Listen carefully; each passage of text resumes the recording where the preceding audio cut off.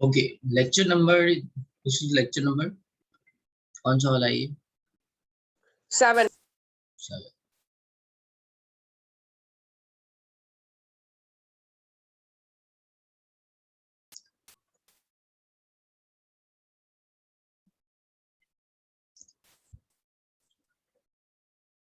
Okay, so we have done Bohr model start कर दिया था. Yes. एंड बोर मॉडल में I have told you R radius of any, let's say, orbit, radius of nth orbit, Rn equals to n square h square divided by 4 pi square m dot k z e square. ये formula आया था और इससे ये value आएगी 0.529 n square by z angstrom. ठीक है, and we have seen Rn is nothing but R naught n square by z. ठीक है, R naught is first Bohr radius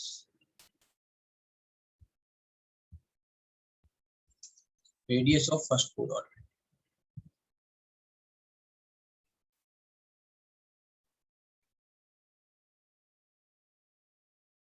Bohr orbit of hydrogen atom. ठीक है. Similarly, we have seen velocity formula. Velocity of electron in nth orbit. So Vn can be written as 2.18 into 10 to the power 6 into z by n meter per second.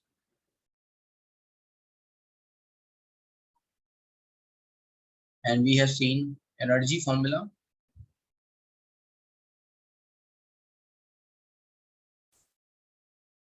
In nth orbit,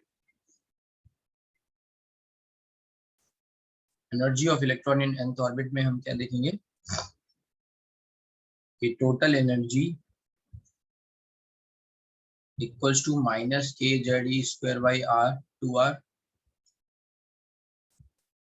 Kinetic energy is kZe square by 2r, and potential energy is minus kZe square by r. Hence, total energy is minus of kinetic energy and total energy is potential energy by 2.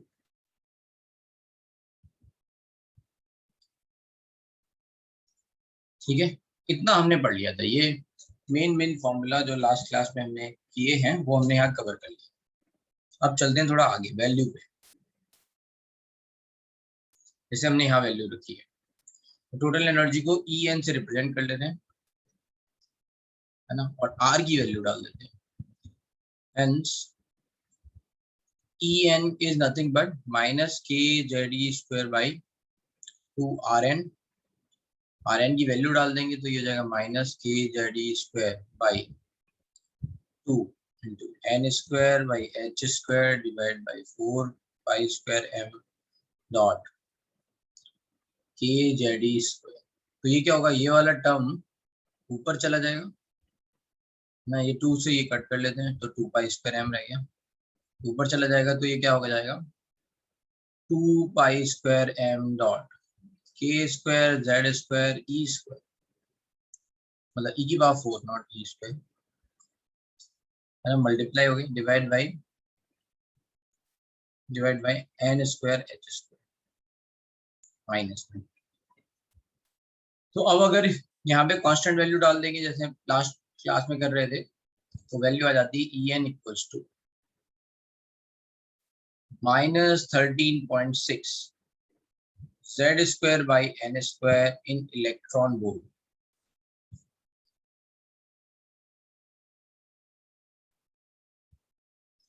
तो N की value क्या हो जाएगी -13.6 Z square by N square. ये value किसमें, electron volt.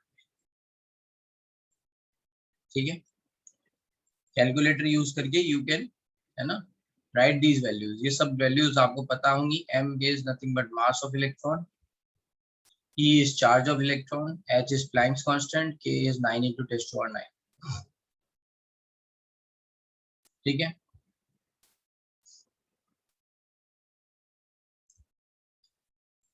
Now Sir, one हाँ, minute.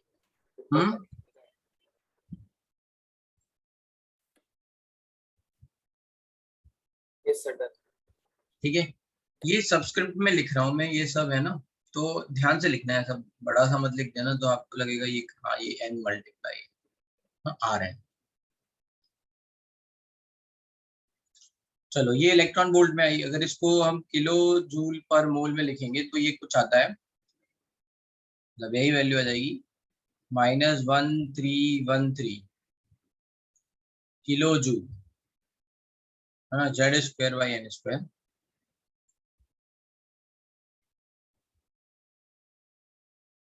Kilo joule per mole, kilo joule में।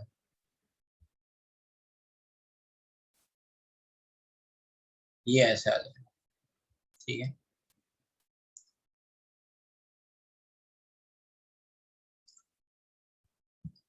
और इसे अगर अर्ग में लिखा जाए, जैसे 1.1 इलेक्ट्रॉन वोल्ट क्या हो जाए 1.6 इंटू 10⁻⁻19 जूल, और 10⁻⁻7 क्या होता है 1 अर्ग। 1 - 7 जूल इज 1 अर्ग, so it could be 1.6 into 10⁻12 अर्ग। ठीक है,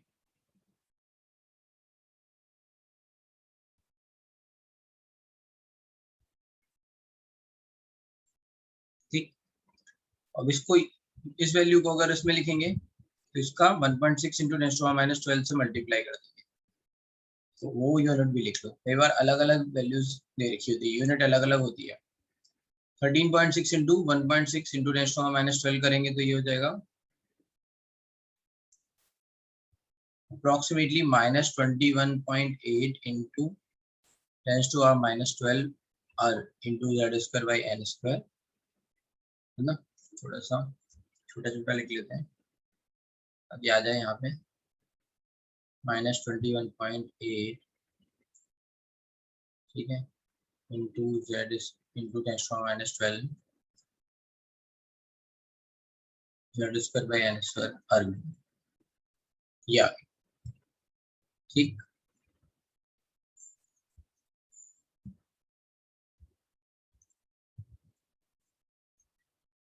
चलो। अब इससे क्या होगा, हम किसी भी ऑर्बिट में इलेक्ट्रॉन की एनर्जी क्या होगी निकाल सकते हैं। तो लेट्स से फॉर हाइड्रोजन एटम,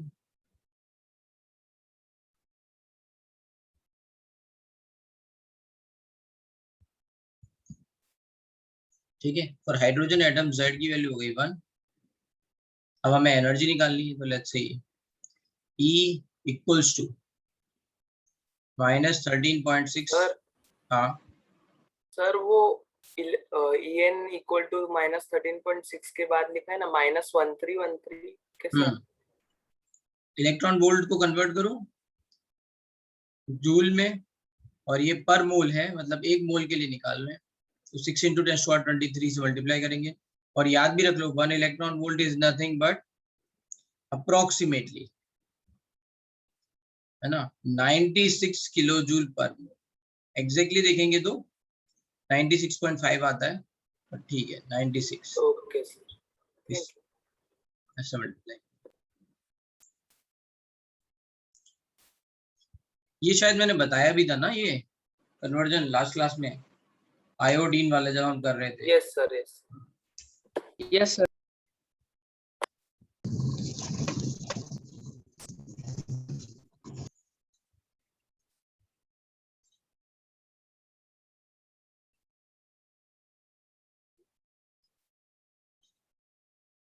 तो Z की वैल्यू 1 डाल देंगे तो ये N की वैल्यू पे डिपेंड करेगा, राइट।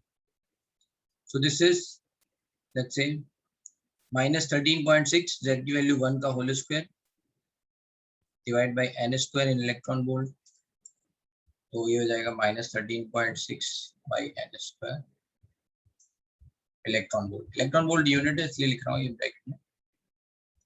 तो वैल्यूज क्या आ जाएंगी जैसे, है ना, फर्स्ट ऑर्बिट -13.6 इलेक्ट्रॉन वोल्ट, ठीक है। इसको हम ई नॉट भी लिख सकते हैं, ठीक है, ई नॉट। तो फॉर्मूला आसान बन गया, hence En is nothing but -13.6 Z square by n square, और you can say E naught Z square by n square. इस वाले फॉर्मूले का फायदा क्या है, ठीक है। इस वाले फॉर्मूले का फायदा ये है कि कई बार अगर क्वेश्चन में -13.6 ना भी दे रखा हो तो आप ई नॉट मान के क्वेश्चन सॉल्व कर सकते हैं। जैसे मान लो ये जो अर्ग और किलो जूल वाली वैल्यूज जो मैंने बताई हैं आपको, है ना, मान लो यही वैल्यू दे रखी है और you are not very much familiar with these values, तो कुछ नहीं है, कांस्टेंट वैल्यू है, इसको ई नॉट मानेंगे and then you can solve it, ठीक है। तो अब एक एनर्जी डायग्राम बना सकते हैं।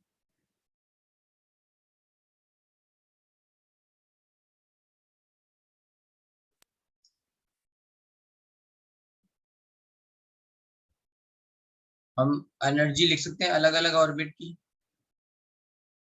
तो लेट्स से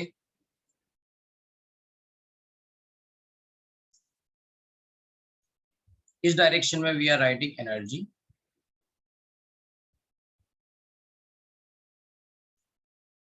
अच्छा एनर्जी कहीं पे लिखा है -10 और कहीं पे लिखा है -2, इन दोनों में बड़ा कौन है? -2। ठीक है, जब साइन ले रहे हैं ना, साइन का रोल है तब फिर -2, और यहाँ पे भी यही हो रहा है। अगर n इक्वल्स टू 1 है ना, तो एनर्जी कितनी हो गई?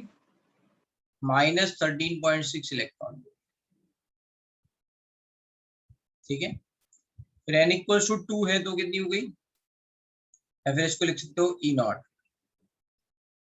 जब n इक्वल्स टू 2 है तो ये कितनी हो गई?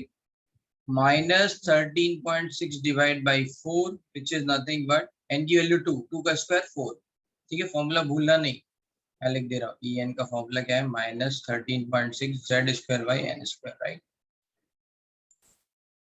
तो Z की वैल्यू दोबारा हाइड्रोजन है तो -13.6 बाई 4 कितना हो जाएगा? -3.4 इलेक्ट्रॉन वोल्ट, और यू कैन राइट, है ना, और you can right E not by 4, ठीक है। ये n इक्वल टू 2 हो गया। ऐसे ही हम n इक्वल टू 3 की वैल्यू लिख सकते हैं, -13.6 by 9, this value will come approximately 1.51 electron volt, और E नॉट by 9। ऐसे ही आप सो ऑन, है ना। You can write n equals to 4, इसकी वैल्यू कितनी जाएगी? -13.6 divide by 16 which will come minus, है ना, इसको करेंगे तो ये 0.85 इलेक्ट्रॉन वोल्ट और E not by 16।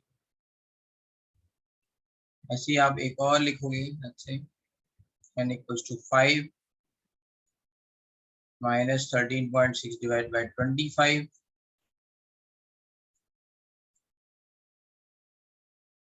so that is -0.54 electron volt, or you can say E naught by 25, and then you will write n equals to infinite, इस पे E infinite equals to 0, है ना। अगर यहाँ n infinite हो जाएगा तो ये किसकी तरफ पहुंचता जाएगा? नेगेटिव वाला साइन 0 की तरफ टेंड हो जाएगा। E infinite is 0। ऐसे ये एनर्जी डायग्राम बनता है, ये वैल्यू याद रखनी है, इसलिए ये एनर्जी डायग्राम में 5 n इक्वल्स टू 5 तक वैल्यू याद रखनी है, और इस एनर्जी का डिफरेंस भी याद रखना है।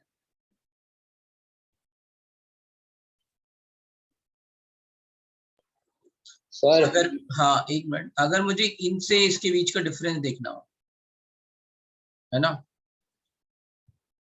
क्या इससे इसके बीच का डिफरेंस देखना हो, क्या इससे इसके बीच का डिफरेंस देखना हो, ये 3 डिफरेंस ज्यादा इंपॉर्टेंट है ना, या फिर थोड़ा और बड़ा बनाए, एक मिनट, ठीक है।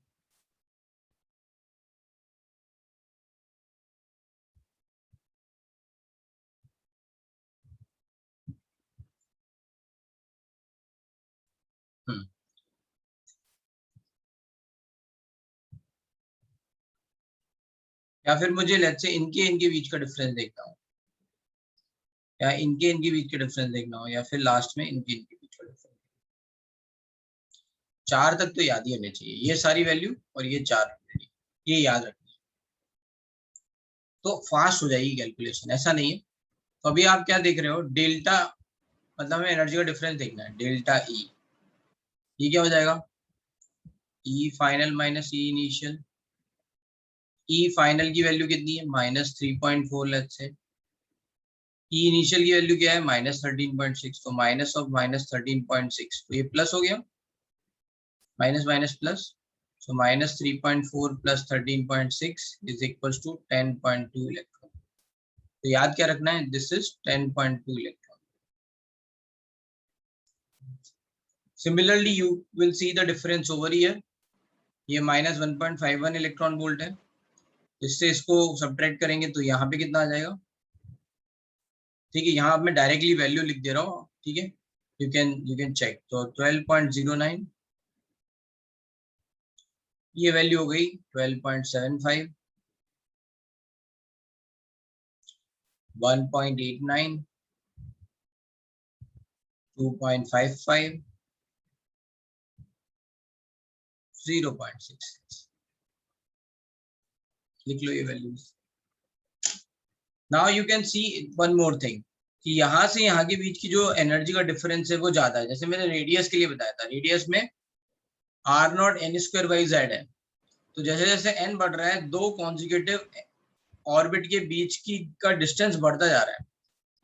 वैसे ही यहाँ पे देखो, यहाँ पे जैसे जैसे एनर्जी बढ़ रही है, एनर्जी की मतलब सॉरी n की वैल्यू बढ़ रही है, एनर्जी की वैल्यू घट रही है, 10.2, 1.89, 0.66, दो कॉन्जिक्यूटिव एनर्जी के बीच का डिस्टेंस, दो कॉन्जिक्यूटिव ऑर्बिट के बीच की एनर्जी, वो वैल्यू कम होती जा रही है। इसीलिए इस एनर्जी डायग्राम में यू कैन सी, ये तो दूर दूर ज्यादा है, फिर ये पास पास होते जा रहे हैं, ये ड्रॉ करने का तरीका है ना, थोड़ा और पास पास होते जा रहे हैं। ठीक है, अब किसी को कोई डाउट है इसमें तो पूछो। सर एक बार वापस समझाओ ना, वो ई नॉट ई इनफाइनाइट का। भाई n की वैल्यू इनफाइनाइट हो जाएगी तो क्या होगा, किसी को इनफाइनाइट से डिवाइड करोगे तो क्या आएगा, 0 लिख दिया। और सर यहाँ पर हाँ, सर यहाँ पर 12.09 लिखा है ना, वो कैसे आया? अरे ये डिफरेंस मैंने कहा, ये अब तुम खुद कर लेना, ठीक है, मैं डायरेक्ट आंसर लिख दे रहा हूँ। कौन सा डिफरेंस होगा, -1.51, यहाँ जैसे समझाया है, माइनस माइनस प्लस हो जाएगा, +13.6, ऐसे -0.85 +13.6। तो इन दोनों के बीच का देखना पड़ेगा, तो कैसे लिखेंगे, है ना, -1.51 +3.4, ऐसे। Okay sir.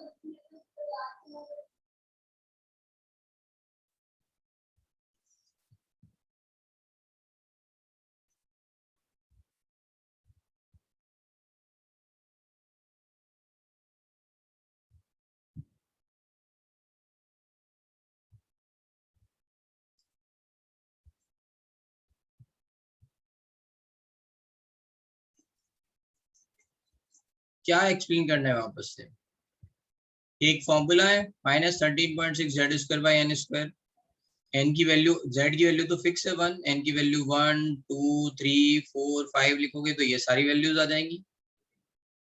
फिर आपको इन दोनों वैल्यूज के बीच का डिफरेंस लिखना है, तो फाइनल माइनस इनिशियल लिख दिया, f final minus initial, value put करो, ये फिर से वैल्यूज आ गई। इसमें कुछ एक्सप्लेन करने को नहीं है, हाँ डेटा बहुत है। डिफरेंस की वैल्यू देख लो, यहाँ 10.2 है, फिर 2 और 3 के बीच की वैल्यू 1.89 है, फिर 4 और 3 के बीच का 0.66 है। तो ये जैसे जैसे n की वैल्यू बढ़ रही है, राइट, दो कॉन्जिक्यूटिव स्टेट की बीच की एनर्जी का डिफरेंस कम होता जा रहा है, और इसीलिए ड्रॉ ऐसा किया गया है कि ये पहले दूर दूर और फिर धीरे धीरे पास पास आते जा रहे हैं।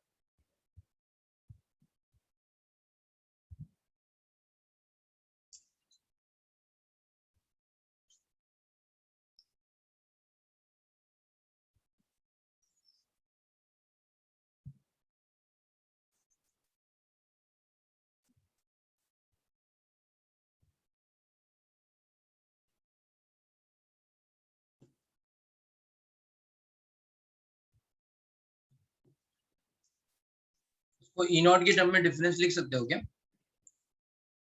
ई नॉट के टर्म में डिफरेंस, तो अगर ये ई नॉट से ये ई नॉट बाई 4 सब्ट्रैक्ट करेंगे तो कितना रहेगा? 3 ई नॉट बाई 4।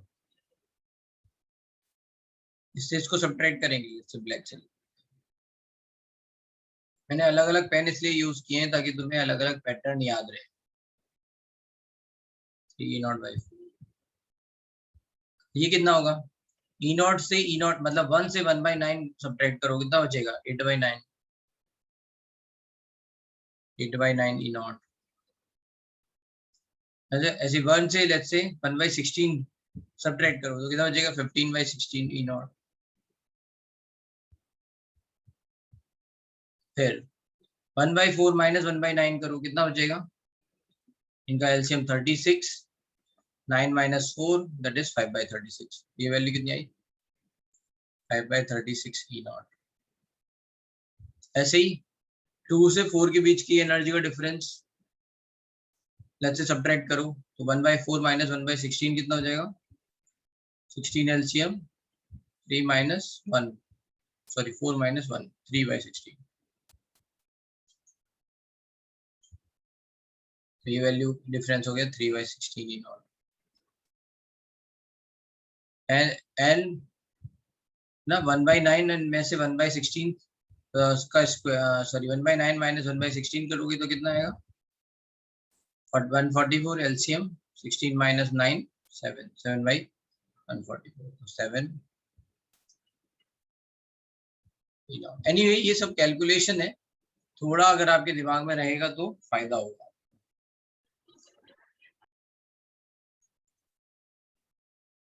याद कर लोगे तो अच्छा है, जल्दी हो जाते हैं फिर क्वेश्चन, नहीं तो इतनी मेहनत फिर से दोबारा करनी पड़ेगी।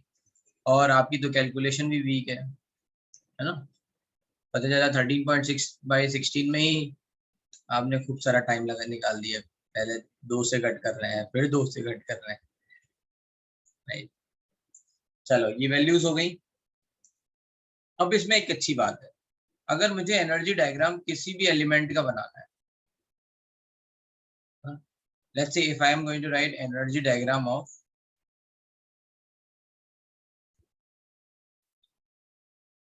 Helium plus ion, let's say मुझे energy diagram helium plus ion का बनाना है। यहाँ Z की वैल्यू 2 है। चलो बना दो भाई सब लोग।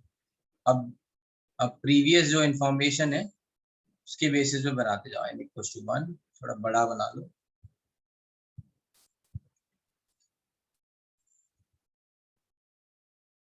n equals to 1, n equals to 2 लिखो सारी वैल्यूज अपने आप खुद से। n equals to 3, n equals to 4, n equals to 5 and n equals to 5।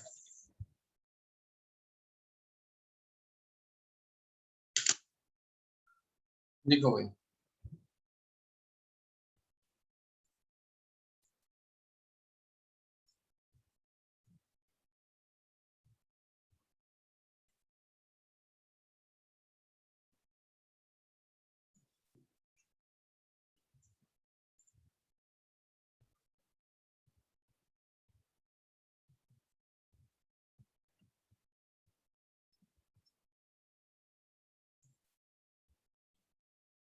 चलो इसमें ना आप वैल्यूज इसमें याद नहीं रखनी है आपको, इसमें आपको एक पैटर्न याद रखना है, तो ये है कि हम हर वैल्यू में बस केवल और केवल जेड स्क्वायर से ही तो मल्टीप्लाई कर रहे हैं।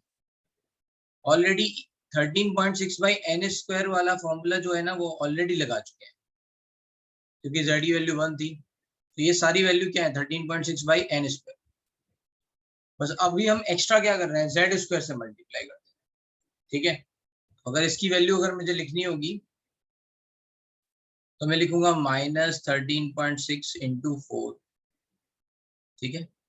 कैलकुलेट कर सकते हैं, राइट। अगर नहीं भी कैलकुलेट करेंगे तो चलेगा। तो ये 54.4 इलेक्ट्रॉन वोल्ट।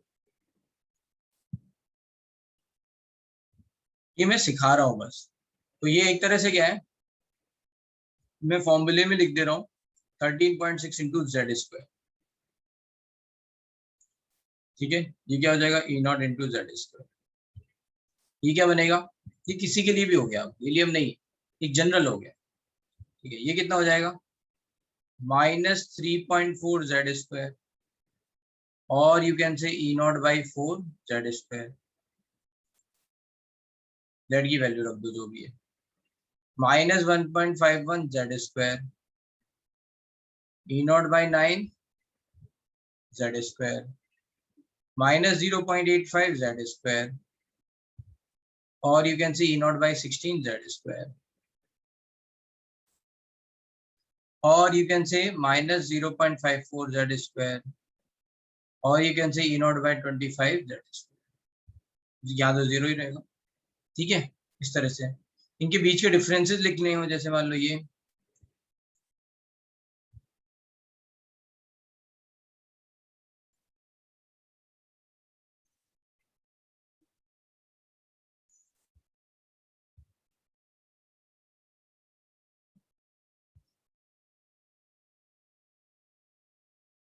ठीक है, ये वैल्यूज लिखनी हो, चलो इधर भी बना लेते हैं।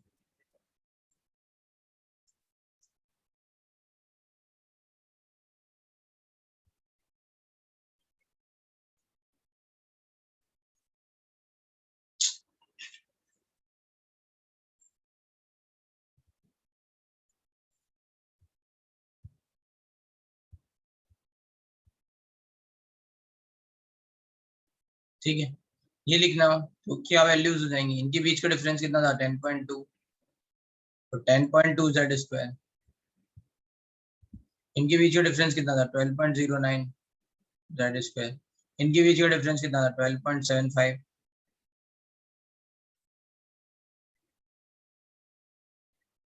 इनके बीच का डिफरेंस कितना था 1.89 Z square.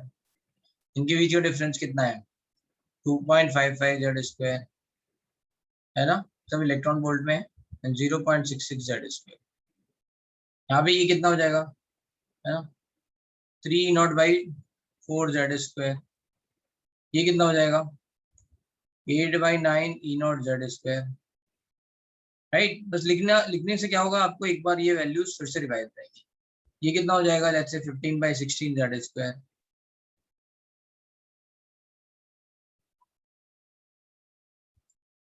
15/16 E naught Z square. ये कितना हो जाएगा ऐसे ही, राइट, 5/36 ई नॉट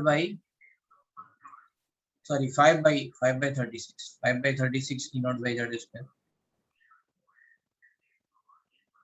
ये वैल्यू कितनी हो जाएगी 3 E0/16 जेड स्क्वायर, और ये 7/144 E0 जेड स्क्वायर। क्लियर है ये बात, जेड स्क्वायर से बस मल्टीप्लाई हर जगह। तो किसी के लिए भी आप निकाल लोगे वैल्यूज,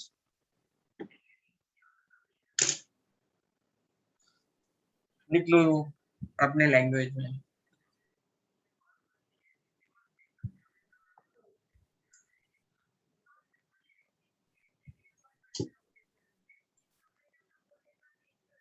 ये हम किसी के लिए भी निकाल सकते हैं।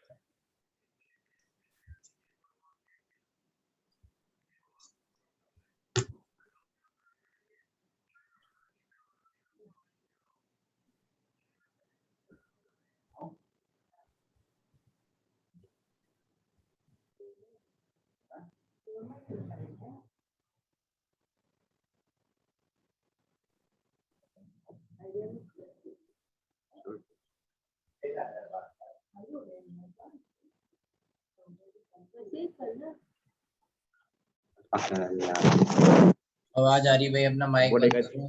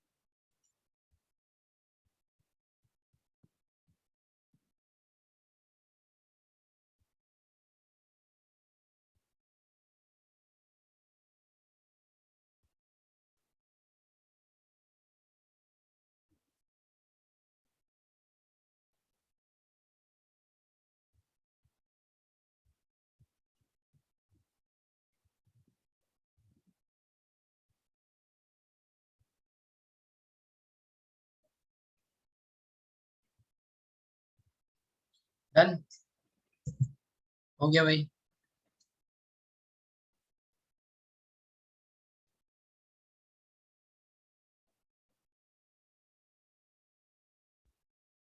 (13.6) को बेटा मैंने ई नॉट लिख रखा है, ठीक है। -13.6 को ई नॉट लिख रखा है। बस जो काम हम यहाँ कर रहे थे डिफरेंस निकालने का, वही यहाँ पे कर रहे हैं। इस और इसके बीच का डिफरेंस, फिर इस और इसके बीच का डिफरेंस, ऐसे ही। ठीक है, चलो मैं आगे बढ़ रहा हूँ।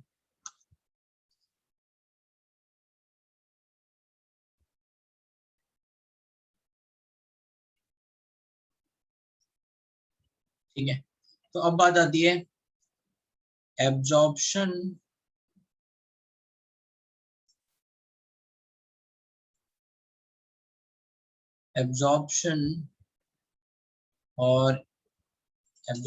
और emission of photon.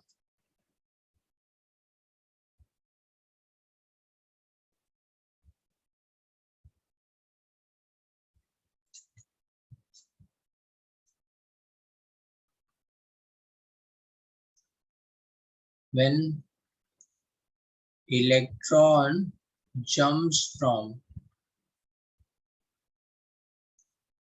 one energy level to one orbit to another orbit,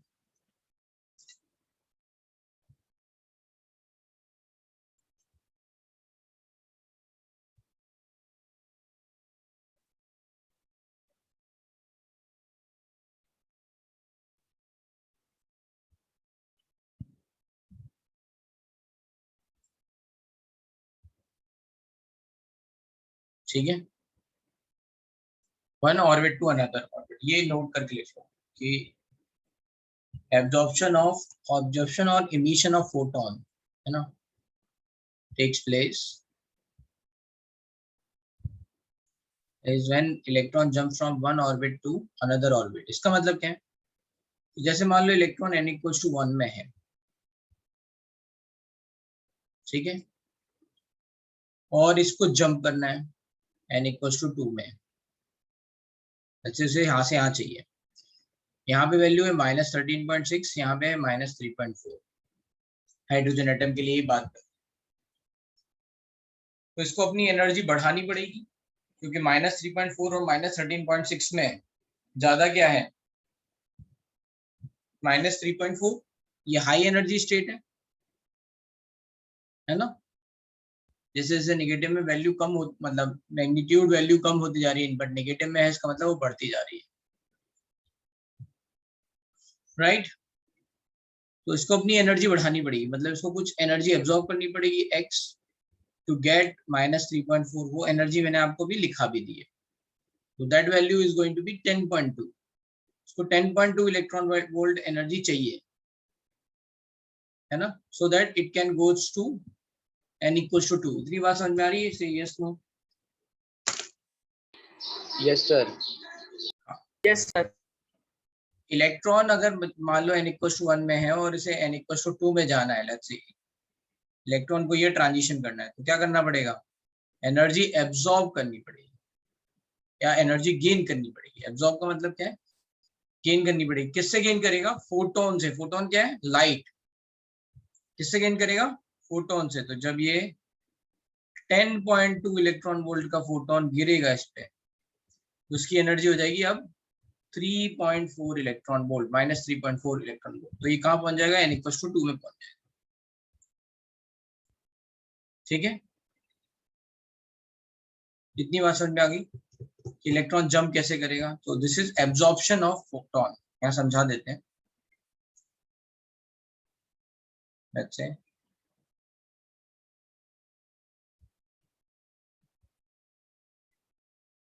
absorption of photon.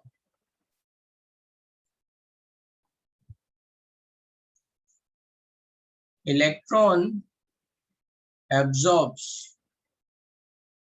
photon of suitable energy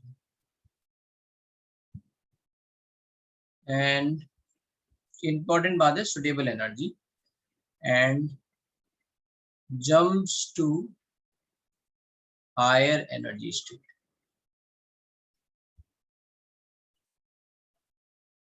Let's say for hydrogen लिख रहे हैं, तो ये वैल्यू लेट्स से यहाँ पे है -13.6 इलेक्ट्रॉन वोल्ट, n = 1। ये है -3.4 इलेक्ट्रॉन वोल्ट,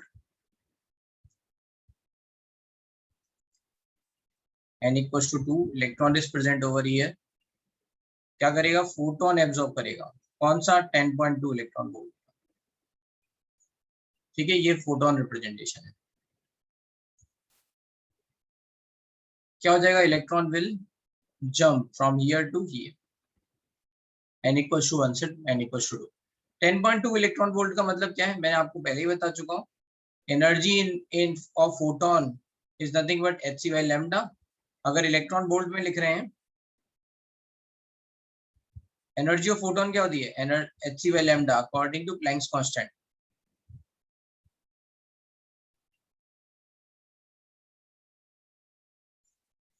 ठीक है, और यू कैन से energy in electron volt is nothing but 12,400 divide by lambda in angstrom.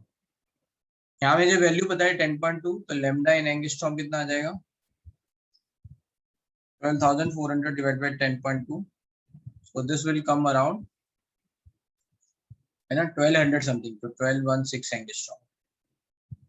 मतलब ये इलेक्ट्रॉन कौन सी एनर्जी वाला फोटोन, कौन सी वेवलेंथ वाला, कौन सी एनर्जी वाला फोटोन एब्जॉर्ब करेगा, हम बता सकते हैं।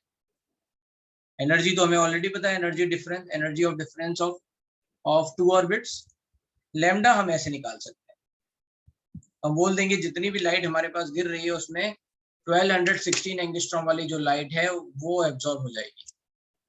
अच्छा, क्या 10.3 इलेक्ट्रॉन वोल्ट या 10.1 इलेक्ट्रॉन वोल्ट को ये एब्जॉर्ब करेगा, थोड़ा आगे पीछे नहीं।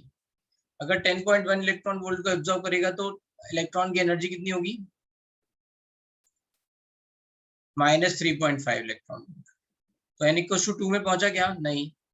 लेट्स से -13.6 प्लस 10.3 को भी अगर मान लो एब्जॉर्ब कर लिया थोड़ा ज्यादा ही, तो ये हो जाएगा -3.3 इलेक्ट्रॉन वोल्ट। -3.4 में पहुंचा क्या, नहीं। ठीक है, तो आपको ये याद रखना है, एग्जैक्ट एनर्जी चाहिए। ठीक है,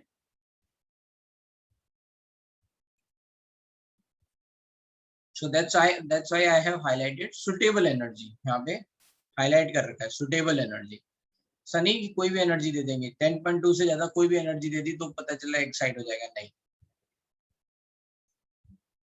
10.2 के बाद कितनी कितनी ज्यादा एनर्जी दे तब नेक्स्ट एनर्जी कब एक्साइट होगा, 12.09। अगर 12.09 देंगे तो क्या होगा, इलेक्ट्रॉन n = 1 से सीधे n = 3 में पहुंच जाएगा। इतनी बात समझ में आ रही है। फिर उसके बाद अगर मान लो अगर हम 12.75 इलेक्ट्रॉन वोल्ट देंगे तो n = 4 में पहुंच जाएगा। इसीलिए एनर्जी लिखाई गई है ताकि आपको वो वैल्यू याद हो जाए। ठीक है, तो जब भी ये बातें ऐसे क्वेश्चन आएंगे तो आपके दिमाग में एकदम से चमक जाए, अच्छा ये n = 1 से 4 गया है, 3 गया है, कहाँ गया है, यू कैन कोरिलेट।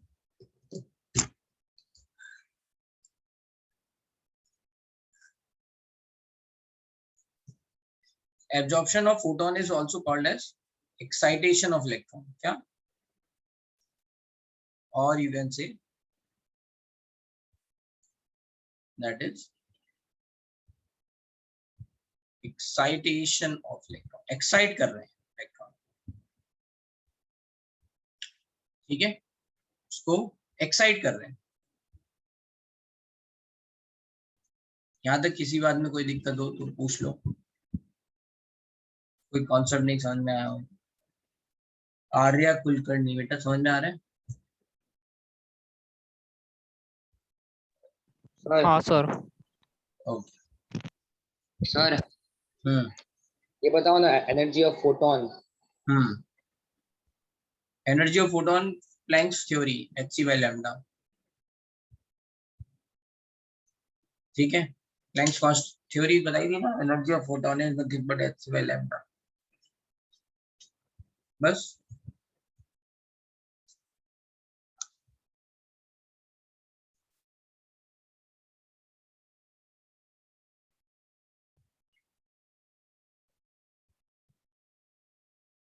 अब बात आती है वो है emission of photon.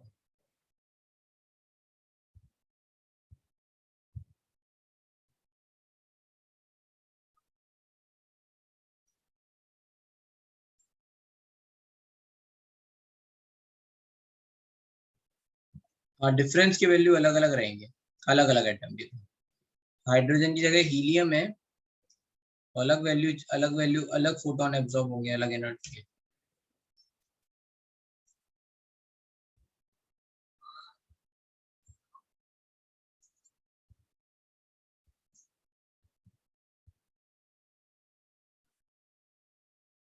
emission of photon, emission of photon कब होगा?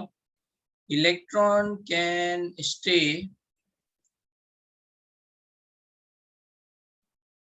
only 10 to power -8 second approximately, and stay only 10 to power -8 second approximately into higher state.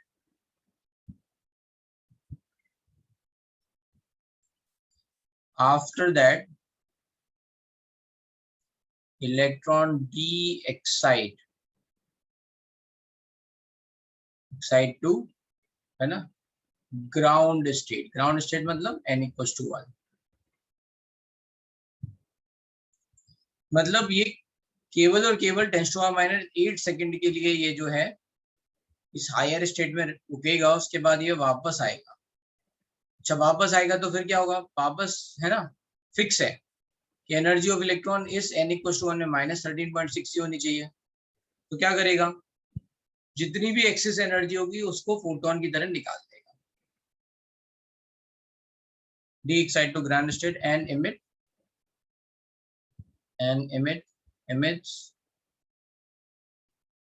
है ना, photons of different energy।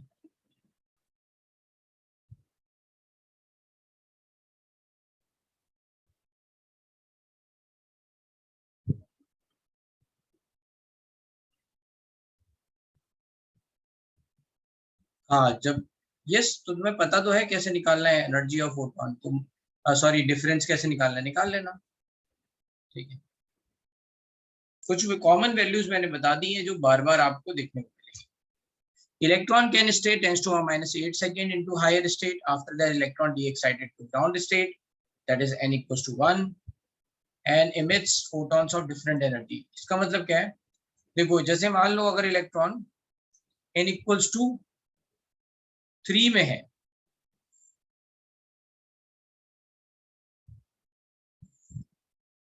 so there are two possibility कि electron directly यहाँ पे आ जाए n = 1 में, तो एक फोटोन छोड़ेगा, है ना, पूरी एनर्जी का जो भी डिफरेंस होगा उसका एक फोटोन छोड़ देगा, राइट, फर्स्ट पॉसिबिलिटी।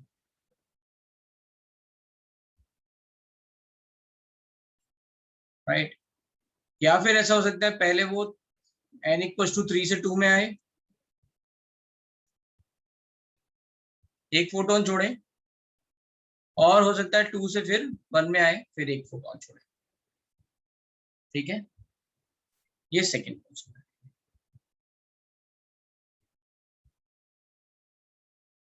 इस तरह से हमें टोटल, है ना, total we are going to get total 3 photons of different energy.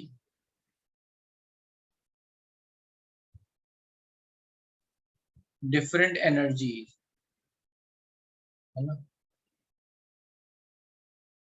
are possible or obtained. ठीक है, मान लो किसी कोई एक सैंपल है, जैसे हाइड्रोजन का ये एक सैंपल है, उसमें मान लो 1 मोल हाइड्रोजन एटम है। 1 मोल का मतलब है 6 × 10⁻23, बहुत ज्यादा है ये तो। उसमें कुछ एटम में ये पॉसिबिलिटी होगी, कुछ एटम में ये पॉसिबिलिटी होगी, दोनों पॉसिबिलिटी पॉसिबल है। So total number of how many different spectral lines you will get, या different photons you will get, 3. Clear है इतनी बात?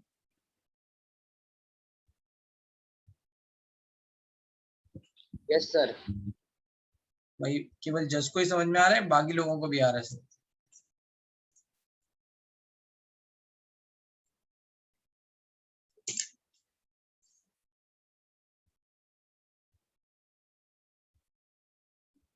ठीक है, गुड। तो ये तो हो गए भाई, अलग अलग एनर्जी के फोटोन निकल रहे हैं, राइट। अब प्रॉब्लम ये है कि अगर मान लो हम जैसे हायर एनर्जी लेवल पे चले जाते हैं, और ज्यादा हायर, जैसे मान लो आपको बताने हैं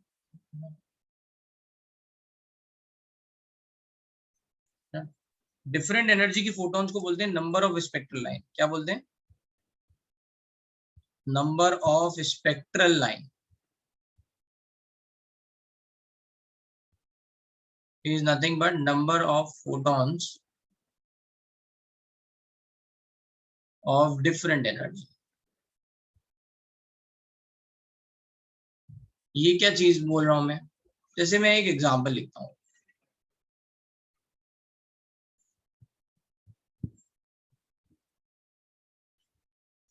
तो पहले एग्जांपल से पहले थोड़ा एक बेसिक कॉन्सेप्ट बता देता हूं। जैसे ये प्रिज्म है, इसमें एक व्हाइट लाइट डाली। व्हाइट लाइट का मतलब है mixing of all the lights, है ना, सारे कलर एक साथ मिक्स्ड है, जो हमें दिख नहीं रहे, हमारे आंखों को नहीं दिख रहे, राइट, ये कलर। लेकिन जैसे ये प्रिज्म से पास हुई तो ये क्या हुआ, अलग अलग कलर, है ना, यहाँ हमें दिखने लग गया, राइट, प्लेट पे,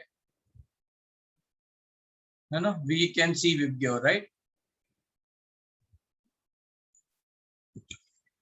ठीक है, इसका मतलब क्या है, ये जो प्रिज्म है वो किसी भी लाइट को उसकी अलग अलग वेवलेंथ में तोड़ रहा है। कोई भी लाइट है उसको उसकी वेवलेंथ में तोड़ रहा है यहाँ पे, यस। और हमें ये अलग अलग कलर दिख जा रहे हैं। इस पूरे फिनोमिना को बोलते हैं स्पेक्ट्रम। सुना है ये स्पेक्ट्रम टर्म? स्पेक्ट्रम सुना है? यस सर, सुना है। ठीक है, यस। इस पूरे जो भी हो रहा है ये इसको बोलते हैं स्पेक्ट्रम।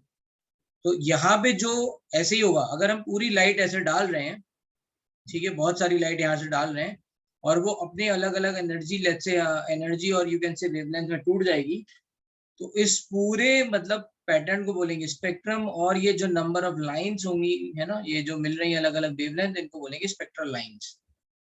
तो टर्म जो स्पेक्ट्रल लाइन है उसका मतलब है number of photons of different energy. ठीक है, अब देखते हैं।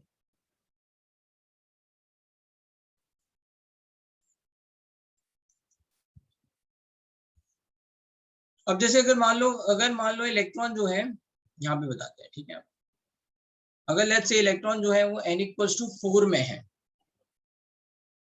और उसे n=1 में आना है, ठीक है, n=4 में और इसे n=1 में आना है,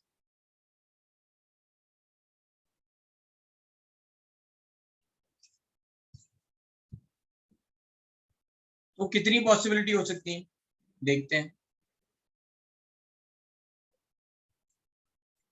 एक,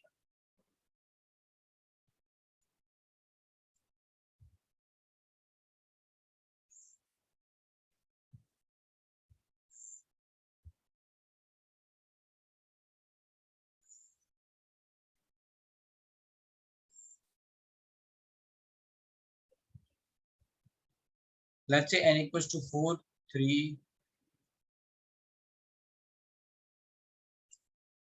4, 3, 2, and now we have to see the possibilities. कितनी पॉसिबिलिटीज हो सकती है? एक पॉसिबिलिटी हो सकती है डायरेक्टली यहां से यहाँ है, फर्स्ट पॉसिबिलिटी। दूसरी पॉसिबिलिटी हो सकती है कि ये पहले 3 में आए फिर 3 से 1 में आए।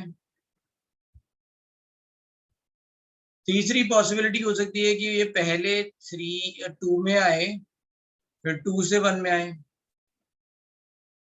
चौथी पॉसिबिलिटी हो सकती है कि ये पहले 3 आए, 3 से डायरेक्टली 1 में ना आके 3 से 2 में आए और 2 से फिर 1 में आए। तो पॉसिबिलिटी अलग अलग हो गई ना, ठीक है। ऐसे पॉसिबिलिटीज बढ़ती जाएंगी, राइट? इतना समझ में आ रहा है? अब यहाँ पे हमें ये फर्स्ट पॉसिबिलिटी,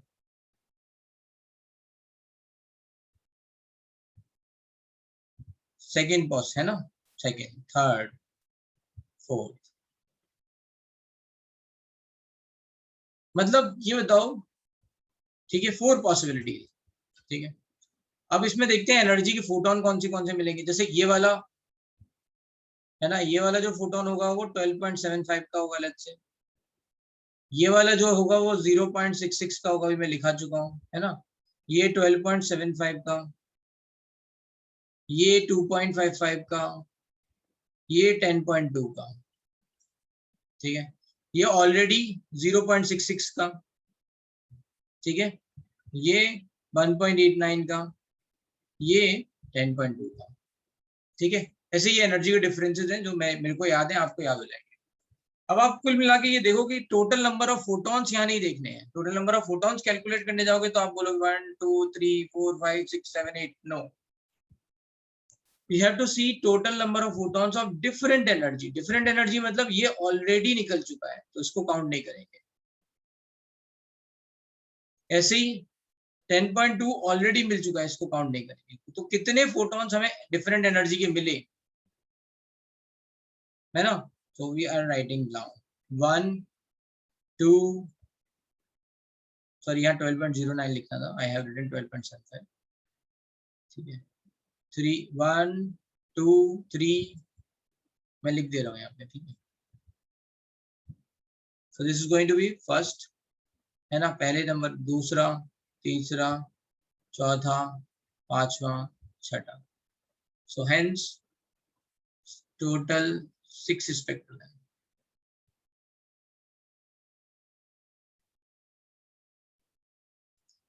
तो पहले 2 बातें बहुत इंपॉर्टेंट कि भाई 4 से अगर 1 में आ रहा है इलेक्ट्रॉन तो कम से कम मुझे सारी पॉसिबिलिटी के लिए 4 एटम चाहिए। 4 एटम तो चाहिए ही चाहिए, तभी सारी पॉसिबिलिटी होगी। लेकिन लेट्स से किसी ने बोला कि बताओ अगर केवल 2 ही एटम प्रेजेंट है, let's say if only 2 atoms are present, तो कितनी स्पेक्ट्रल लाइंस आएंगी बताओ, मैक्सिमम और मिनिमम। केवल 2 ही एटम्स हैं और आपको मैक्सिमम और मिनिमम स्पेक्ट्रल लाइन बता।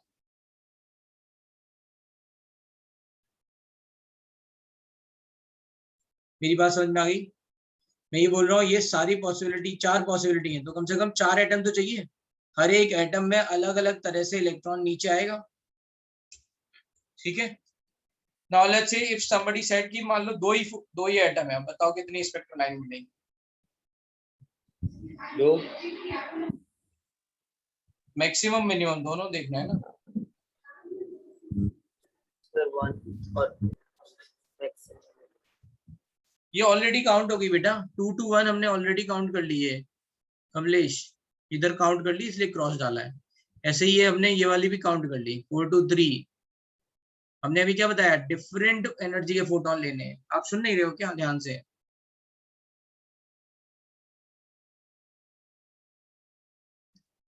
तो मैक्सिमम फोटोन मिलेंगे 4 और मिनिमम फोटोन मिलेंगे 1। देखते हैं कैसे।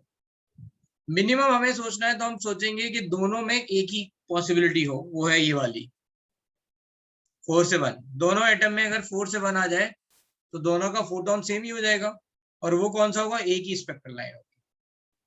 और मिनिमम फोटोन मिले या मिनिमम स्पेक्ट्रल लाइन हुई 1। अब मैक्सिमम देखना है तो मैक्सिमम में हम बोलेंगे दोनों में डिफरेंट होगा। दोनों में डिफरेंट होगा तो पहले देख लेते हैं मैक्सिमम स्पेक्ट्रल लाइन कौन से वाले ट्रांजिशन में मिल रही है। इसमें एक मिल रही है, इसमें दो मिल रही है, इसमें दो मिल रही है, इसमें तीन मिल रही है। ऑब्वियसली जब नंबर ऑफ एटम्स चार से ज्यादा थे तब हम यहाँ कॉमन कह रहे थे, अभी तो नंबर ऑफ एटम्स दो ही है ना, तो हमें दो पॉसिबिलिटी देखनी है, केवल दो पॉसिबिलिटी कंसीडर करनी है और उनके कॉम्बिनेशन से बताना है कि कौन सा वाला सबसे ज्यादा होगा, कौन कहाँ सबसे ज्यादा होगा। तो देख लेते हैं। सबसे ज्यादा तो एक एटम में ही होगा, 1 2 3 स्पेक्ट्रल लाइन एक एटम में मिल गई। दूसरे एटम में कौन सी मिलेगी, जैसे मान लो ये वाली हमने पॉसिबिलिटी काउंट की, तो ये वाली पॉसिबिलिटी में ये 4 मिल गई, लेकिन ये कॉमन है तो ये बेकार है, सेम है ये और ये, तो 4 ही हुई। लेट्स से ये वाली पॉसिबिलिटी तुमने कंसिडर की तो ये वाली कॉमन है, राइट, तो ये कंसिडर नहीं होगी तो भी एक ही नई स्पेक्ट्रल लाइन मिलेगी तो 4, और ये वाली कंसिडर की तो भी 4। तो maximum number of spectral lines कितनी मिलेंगी, 4। Minimum number of spectral lines कितनी मिलेंगी, 1। फिर से सुनो ध्यान से, यहाँ लिखा है मैंने 4 पॉसिबिलिटी, मतलब इलेक्ट्रॉन हायर एक्साइटेड स्टेट से ग्राउंड में आ सकता है। मान लो मैंने बोला एक सैंपल है जिसमें सारे के सारे इलेक्ट्रॉन n=4 में है, और बताओ कितनी स्पेक्ट्रल लाइंस देखने को मिलेगी।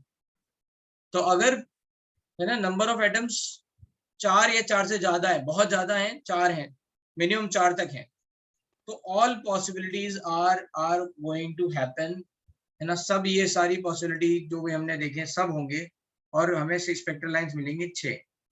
लेकिन क्वेश्चन ने बोला कि मान लो दो ही एटम है या एक ही एटम, अभी एक एटम वाला भी देख लेंगे, पहले दो एटम वाला देखते हैं।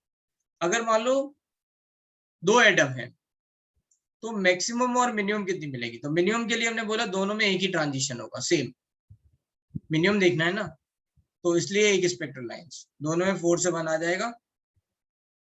अब दो हैं और दोनों में मैक्सिमम देखना है, then you have to think कि दो डिफरेंट पॉसिबिलिटीज होंगी, और उन दो डिफरेंट पॉसिबिलिटीज में एक पॉसिबिलिटी वो होगी जिसमें मैक्सिमम नंबर ऑफ फोटॉन मिल रहे हैं। तो किसमें मिल रहे हैं, इसमें, है ना, 1 2 3, ठीक है, ये 3 मिल गए। अब हम इनमें से तीनों में से कोई एक पॉसिबिलिटी ले लेंगे, तो ये वाली पॉसिबिलिटी लेंगे, तो 4 to 2 वाली एनर्जी डिफरेंट है बट 2 to 1 ऑलरेडी कंसिडर हो चुकी है, तो 4, एक ही नया मिला।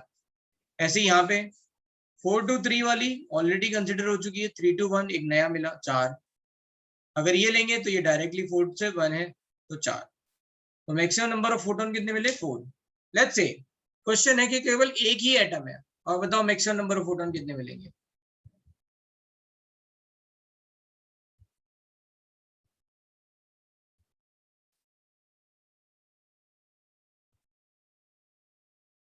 चार कैसे आया था, 3 + 1, तो मैक्सिमम कैसे मिलेंगे, 3। कितने मिलेंगे, 3। कौन से, ये ये बात समझ में आई, थोड़ी कॉम्प्लिकेटेड थी बट आई डोंट नो कितने लोगों को समझ में आई। हाथ उठाओ जिनको समझ में आ गई,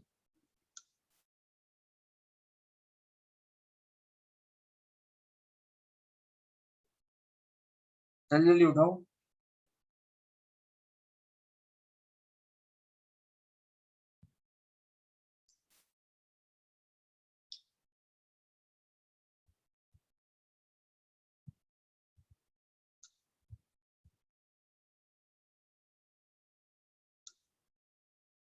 बस केवल 5 लोग कह रहे हैं उनको समझ में आई, बाकी लोगों को नहीं समझ में आई, ठीक है, कोई बात नहीं।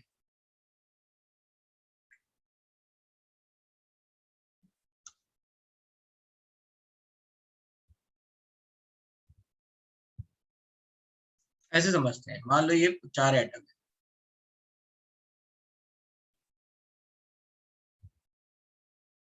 अच्छा ये बताओ एक इलेक्ट्रॉन डी एक्साइट हो रहा है n=4 से 1 में, सब में,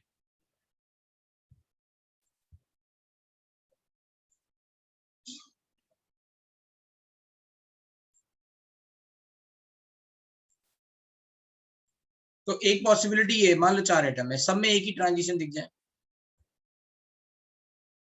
है ना पॉसिबल, तो जरूर थोड़ी ना है सब में अलग है, या फिर सब में अलग अलग ट्रांजिशन दिखे, तो अगर मैंने बोला कि बताओ मैक्सिमम कितने फोटोन मिलेंगे, तो मैं क्या बोलूंगा, सब में डिफरेंट डिफरेंट देखूंगा। मिनिमम बोलूंगा तो सब में सेम देख लूंगा। इतनी बात समझ में आ रही, मैक्सिमम मिनिमम? Yes sir. ठीक है, अब मुझे मैक्सिमम देखनी है, राइट? तो मैं सब में अलग अलग तरह की ट्रांजिशन देख रहा हूँ। तो उसमें 4 से 1 देखा, इसमें मैंने 4 से 3 देखा, लेट्स से 3 से 1 देख लिया, फिर इसमें मैंने 4 से 2 देखा, 2 से 1 देख लिया, और इसमें मैंने, ठीक है, 3 से एंड 4 से 3, 3 से 2, 2 से 1 देख, ये मैक्सिमम हो गए। तो टोटल कितने आए मैक्सिमम? तो ये डिफरेंट एनर्जी का है क्योंकि 4 से 1 है, ये 4 से 3 ये डिफरेंट एनर्जी है, ये 3 से 1 है ना, ये 4 से 2 है, ये भी डिफरेंट है, ये 2 से 1 है, ये भी डिफरेंट है। बट यहाँ पे मैंने बोला कि 4 से 3 मैं ऑलरेडी काउंट कर चुका हूँ, तो मैं ये इसको डिफरेंट नहीं मानूंगा, already I have observe in चारों में। 3 से 2 मुझे नहीं मिला है, एंड 2 से 1 भी मुझे मिल चुका है, तो आई विल नॉट ऑब्जर्व। पहले तो मैंने ऐसे बताया कि मुझे 6 इस तरह से स्पेक्ट्रल लाइन मिलेगी 4 पॉसिबिलिटीज में, 4 से ज्यादा कोई पॉसिबिलिटी है नहीं, ठीक है? मतलब 4 या 4 से ज्यादा अगर कहीं एटम दे रखे होंगे तो 6 फोटोन मिल जाएंगे। इतनी बात आ गई समझ में? लेट्स से क्वेश्चन थोड़ा डिफिकल्ट बना दिया। क्वेश्चन में बोला दो ही फोटोन, दो ही एटम है मान लो, और बोला गया मिनिमम और मैक्सिमम बताओ। तो मिनिमम में मैंने बोला कि दोनों में सेम ही ट्रांजिशन होगा, क्योंकि मुझे मिनिमम देखना है, तो मैंने बोला 4 से 1। अब मुझे मैक्सिमम देखना है, तो इन चारों पॉसिबिलिटीज को मैं ध्यान से देखूंगा, और इनमें देखूंगा कि कौन सी 2 पॉसिबिलिटी ऐसी उठा लूं कि मुझे total number of photon maximum मिल जाए। तो मान लो ये वाली पॉसिबिलिटी उठा ली मैंने। क्यों उठाई? क्योंकि इसमें 3 डिफरेंट फोटोन मिल रहे हैं, राइट? अभी केवल 2 ही एटम है, तो you are not going to say sir ये सेम हो जाएगा, राइट? आपको अभी नहीं सोचना है, क्योंकि दो ही एटम ले रहे हैं यहाँ पे। तो एक एटम में मिल गए 3। अब दूसरे वाले में सोचा, दूसरे वाले में 4 से 2 अलग एनर्जी का है, लेकिन 2 से 1 ऑलरेडी काउंट कर चुका हूँ, तो ये काउंट नहीं करूंगा। तो कितने आए? 4। मान लो कोई कहेगा नहीं नहीं सर मुझे ये वाली पॉसिबिलिटी अच्छी नहीं लगी, मैं ये वाली लूंगा, तो ये वाली ले लो। ये 3 मिल गए, यहाँ काउंट करोगे 4 से 3 ऑलरेडी काउंट कर चुके हो इधर, तो कौन सा काउंट होगा? 3 से 1, एक एक्स्ट्रा है तो 4। मान लो कोई मुझे ये भी अच्छी नहीं लगी, मैं तो ये वाली पॉसिबिलिटी देखूंगा, तो 4 से 1 एक फोटोन, तो यहाँ पे कितने हो गए? 4। कैसे भी देख लो कितने फोटोन मिलेंगे? 4। ये बुक में तुम्हारे क्वेश्चन है, मुझसे अगर किसी ने पूछा ना ये क्वेश्चन, तो वहीं डांट पड़ेगी। अभी नहीं है टाइम, लेकिन ये क्वेश्चन आना नहीं चाहिए, समझा दिया है। क्लियर हो गया भाई? अब कितने लोगों को समझ में आया? हाथ उठाओ।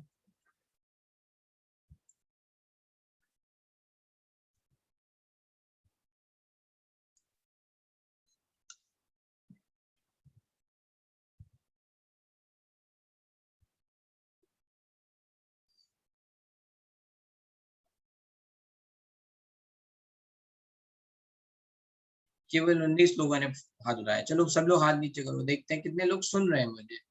हैं कितने लोग यहाँ पे? पहले हाथ नीचे करो सारे लोग।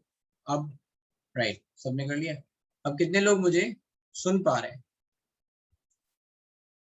तब पता चलेगा ना कितने को समझ में नहीं आया।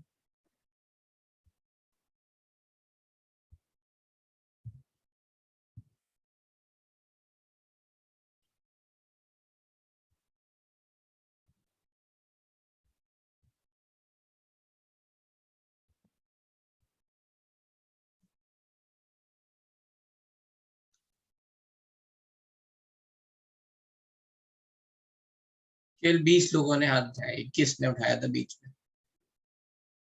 यही होता है, पार्टिसिपेंट बहुत दिखते हैं, लेकिन सब बीच में पता नहीं कहाँ चले जाते हैं, खाना वाना खा रहे होते हैं, क्या करते हैं।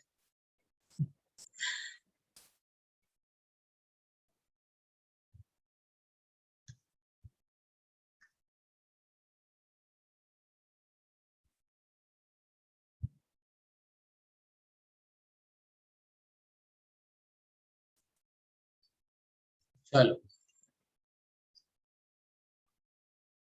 कितना समझ में आ गया? चलो अब नीचे कर लो बात, है ना? अब देखो, ये देखो हर बार ये केस तो ऐसे डिफिकल्ट होता जाएगा ना। 5 बनाएंगे तो 5 में फिर हर पॉसिबिलिटी आपको देखनी हो सकता है कभी कभी कोई पॉसिबिलिटी मिस हो जाए, तो कैसे याद रखें, है ना, how we are going to remember कि मतलब मुझसे एक भी फोटोन मिस ना हो। तो एक पैटर्न देख लेते हैं। जो हमने ये ट्रांजिशन बनाए हैं ना, इनको एक पैटर्न के हिसाब से बनाते हैं।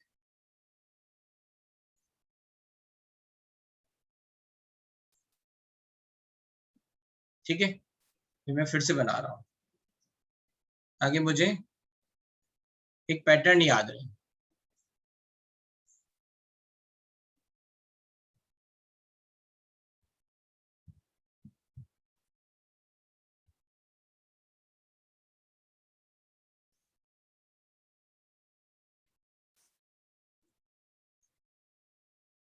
ठीक है, अब मैं क्या करूंगा, मैं सोचूंगा कि लेट्स से मैं सोचता हूँ कि 4 से इलेक्ट्रॉन कहाँ कहाँ जा सकता है, केवल मैं बस इतना सोच रहा हूँ।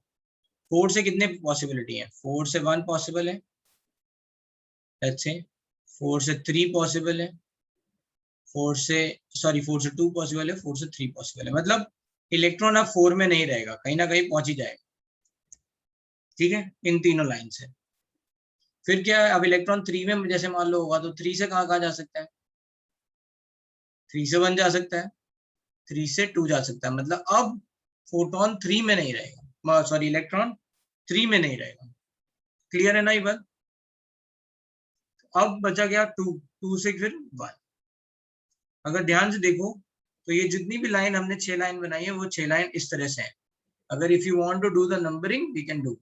ये 1 नंबर वाली लाइन है ना, ये वाली लाइन 4 नंबर वाली है ना, ये वाली लाइन 2 नंबर वाली है ना, ये वाली लाइन 5 नंबर वाली है ना, ये वाली लाइन 6 नंबर वाली है ना, ऐसे ही फिर ये 3 नंबर वाली है।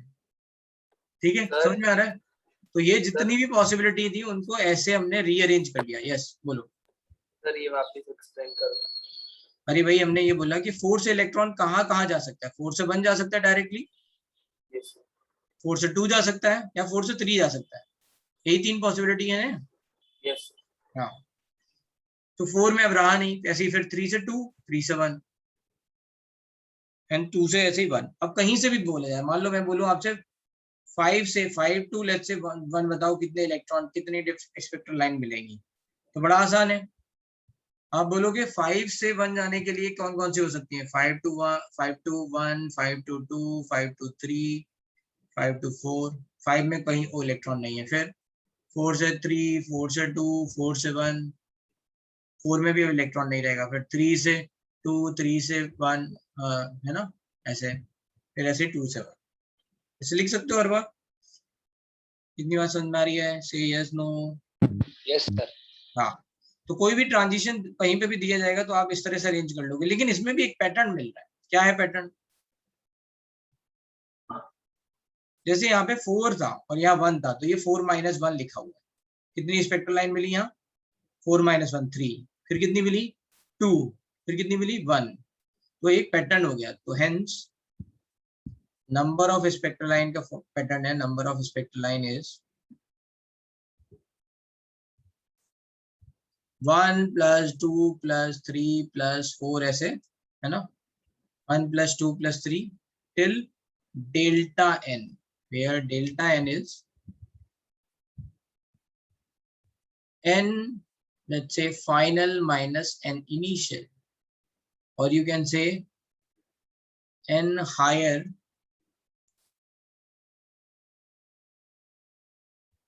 minus n lower, or you can say n2 minus n1। यहाँ n2 का मतलब है हायर और n1 का मतलब है, जनरली अभी हम कुछ फॉर्मूले देखेंगे उनमें हायर को n2 लिख लेते हैं, जो भी वैल्यू होगी वो लिख देंगे। तो अब देखो यहाँ पे हायर की वैल्यू कितनी थी 4, लोअर की वैल्यू कितनी थी 1, 4 से 1 आ रहा है टोटल, तो डेल्टा एन की वैल्यू कितनी हो गई 3। तो बस ये फॉर्मूला 1 प्लस 2 प्लस 3 तक ही जाएगा, तो टोटल कितना हो गया 6। अगर 5 से 1 जा रहा है तो कितना हो जाएगा, डेल्टा एन की वैल्यू 4, तो 1 प्लस 2 प्लस 3 प्लस 4। 7 से 1 जा रहा है तो 1 plus 2 plus 3 plus 4 plus 5 plus 6, है ना, क्योंकि 7 से 1 डेल्टा एन कितना हो गया 6। समझ में आया? अब ये बताओ ये एक एपी है या नहीं है? ये एक एपी है या नहीं है?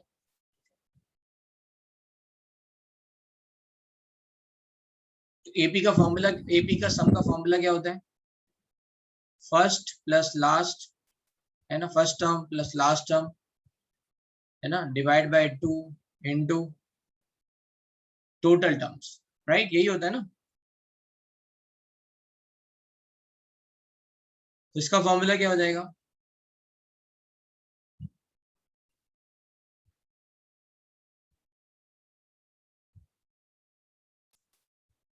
तो ये टोटल टर्म कितनी है? डेल्टा एन टर्म है। कितने टर्म है? जैसे कहीं पे लिखा हो डेल्टा एन की वैल्यू 4 है, तो 1 + 2 + 3 + 4, 4 टर्म हो गए। तो फॉर्मूला ये बन गया, मैं डायरेक्टली लिख रहा हूँ इसका sum, delta n into delta n +1/2। Into लिखने की जरूरत नहीं है, ऐसे लिख ब्रैकेट में, डेल्टा एन +1/2। ठीक है, number of term, first term and last term divide by 2। याद रहेगा फॉर्मूला? कोई दिक्कत?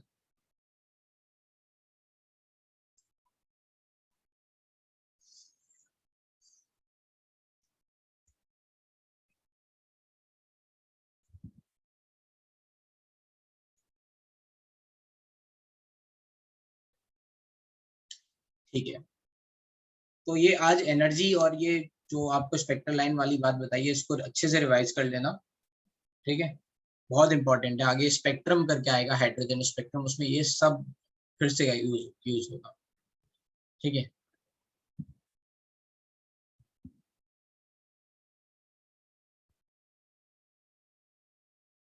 हाँ, तो ये इससे हमें स्पेक्ट्रल लाइन मिल जाएगा। यस,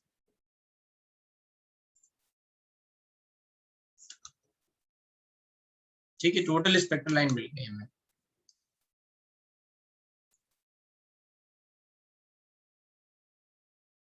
अभी अभी फिर बताते हैं नेक्स्ट, लेट्स से। तो ये तो energy energy diagram, number of sorry absorption of energy, emission of energy, and then we have done number of spectral lines. अब आती है बात कि और जैसे फैक्टर, जैसे कहीं पे कोई बोले कि बताओ time period of one rotation of electron, electron जो चक्कर लगा रहा है उसका टाइम पीरियड क्या है? ठीक है, तो टाइम पीरियड का मतलब क्या होता है कि एक चक्कर लगाने में कितना टाइम लगा, राइट? सो टाइम पीरियड, इसको कैपिटल टी लिख रहे हैं। टाइम इक्वल्स टू, हमने क्या पढ़ा हुआ है, speed into time equals to distance. तो अभी वन चक्कर के लिए कितनी डिस्टेंस है? तो time equals to distance by speed.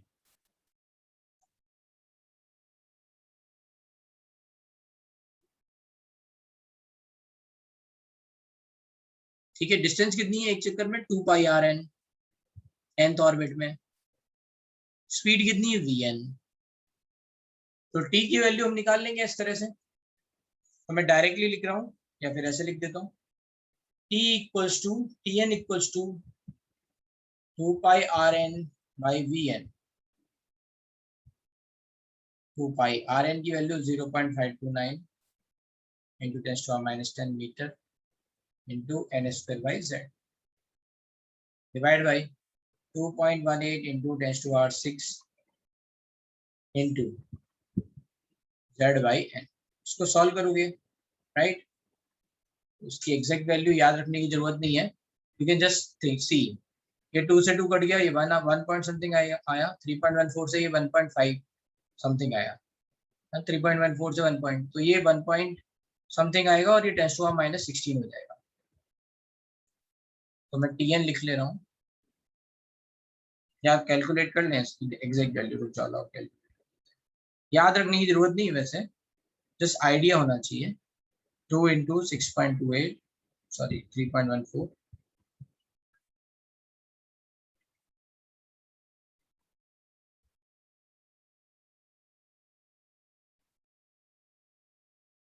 ये कुछ आएगा 1.52 into 10⁻⁻16, ये क्या होगा, n ऊपर चला जाएगा into n cube by Z square. ये क्या हो गया, सेकेंड। मतलब एक चक्कर लगाने में इलेक्ट्रॉन को 10⁻⁻16 सेकेंड लग रहे हैं।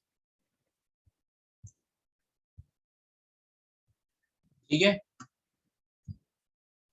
राइट। तो फ्रीक्वेंसी निकाल लेंगे इस तरह से, फ्रीक्वेंसी ऑफ इलेक्ट्रॉन, ये फोटोन नहीं है, इलेक्ट्रॉन, इसका मतलब है number of cycle in 1 second, number of rotation in 1 second. ठीक है, number of rotation in 1 second. तो वो क्या होता है, Fn होता है 1/Tn,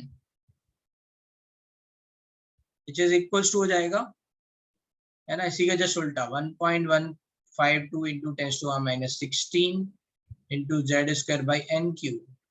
सो सॉल्व करेंगे, ये ऊपर आएगा 10⁻+16, 1.52 से डिवाइड करेंगे तो ये 6.6 के आसपास, 6.6 into 10⁻15 into Z square by n cube, है ना, ये आ जाएगा Fn।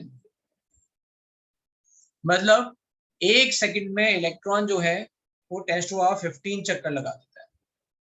तो 10⁻⁻8 सेकंड में कितना लगा देगा जब ये ऊपर जाएगा, तो 10⁻⁻8 सेकंड में लगा देगा 6.6 इंटू 10⁻7 के करीब। इतने रोटेशन के बाद फिर नीचे आ रहा है। क्लियर है ये बात, समझ आ रही है? Frequency, time period. किसी ने बोला अगर मान लो कुछ और, फोर्स बिटवीन, है ना, इलेक्ट्रॉन एंड न्यूक्लियस, बताओ। Force is nothing but kZe square by Rn whole square. Rn की वैल्यू डाल देंगे, kZe square by Rn is 0.529 into n square by Z का होल स्क्वायर। ठीक है, एनीवे हमको जनरली ये जो मैं लिखा रहा हूँ ना, इसमें z और n की पावर देखी जाती है कि क्या आएगा यहाँ एक्सप्रेशन। जैसे आपने देखा r के लिए था n स्क्वायर बाई जेड वाला टर्म, v के लिए था z बाई n, है ना, e के लिए था z square by n square, है ना, टाइम पीरियड के लिए था n Q by Z square, frequency के लिए था z square by n Q. कितना कंफ्यूजिंग है, राइट? तो ये तीन याद रख लो, इसका मैंने फॉर्मूला बताया 2πrn बाई वी एन, तो इनसे क्लियर हो जाएगा, मतलब स्पीड इनटू डिस्टेंस वाले फॉर्मूले से। तो ये याद नहीं रखने की जरूरत है। एंड इसी तरह से अगर फोर्स लिखना है तो आप लिख लो kZe square by R square, R में ये n की वैल्यू डाल दो, आर एन की value, then you can write कुछ कांस्टेंट वैल्यू आएगी ये, इसको मैं सॉल्व नहीं कर रहा हूँ, इसको बस ऐसे लिख दे रहा हूँ, ke square by 0.529 into 10⁻10 angstrom में था, मीटर में कन्वर्ट कर लिया, इनटू ये कितना हो जाएगा, n की पावर 4 जेड स्क्वायर ऊपर जाएगा तो जेड क्यू बाई n की पावर 4, ये फोर्स आ गया। तो इस तरह से कोई भी डिपेंडेंस पूछ ली जाएगी, हम बता देंगे कि z और n पे वो किस तरह से डिपेंड करेगा। क्लियर है ये? कोई डाउट यहाँ तक? तो यहाँ पे एंड कर रहे हैं, नेक्स्ट क्लास में कुछ क्वेश्चंस कराएंगे आपको एनर्जी वाले, देखते हैं।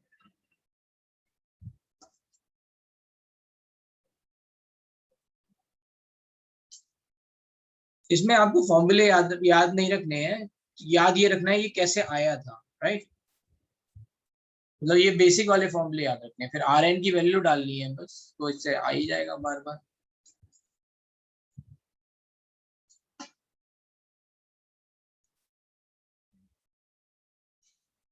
होमवर्क, हाँ होमवर्क है बेटा, एक मिनट होमवर्क दे देता हूँ।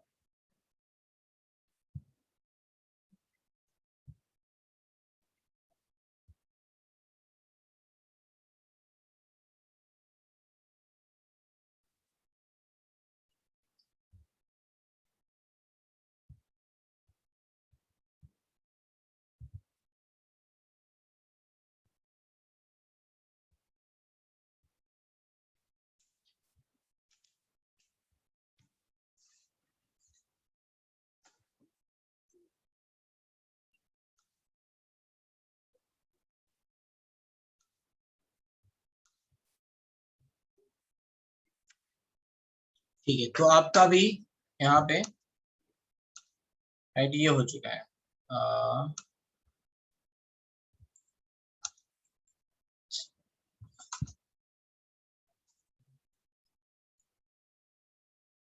अब यहां तक कर सकते हो आप 36 तक, ठीक है। और जैसे ये क्वेश्चन दे रखे हैं, जैसे force of attraction between electron and nucleus is in second orbit, तो एन की वैल्यू आप क्या डालोगे 2, जो भी मैंने एक्सप्रेशन बताया था, ठीक है। ऑफ लिथियम 2+, लिथियम का मतलब लिथियम 2+ मतलब जेड की वैल्यू 3, ये कोई सिंबल दे रखा है, आपको ये सिंबल से कोई फर्क नहीं पड़ना चाहिए, ठीक है। Then force of attraction if electron is present in first orbit और हाइड्रोजन, तो इसी सिंबल के टर्म्स में आपको लिख देना है। यहाँ एन की वैल्यू कितनी है 1, जेड की वैल्यू 1, ऐसे ही देख लो ये question. Kinetic energy of electron moving in fourth orbit of hydrogen is this, kinetic energy क्या होता है टोटल एनर्जी के बराबर बट पॉजिटिव साइन, ठीक है। वो एक सिंबल दे रखा है, सिंबल में ध्यान नहीं रखना है, जेड और एन की वैल्यू ध्यान रखनी है, एन की वैल्यू 4, जेड की value 1। Total energy in first orbit of lithium 2+, n की वैल्यू यहाँ 1 है, जेड की वैल्यू 3 है। निकालोगे तो बस इनका रेशियो ले लोगे तो ये सिंबल वाला फॉर्म आ जाएगा कोई किसी, है ना।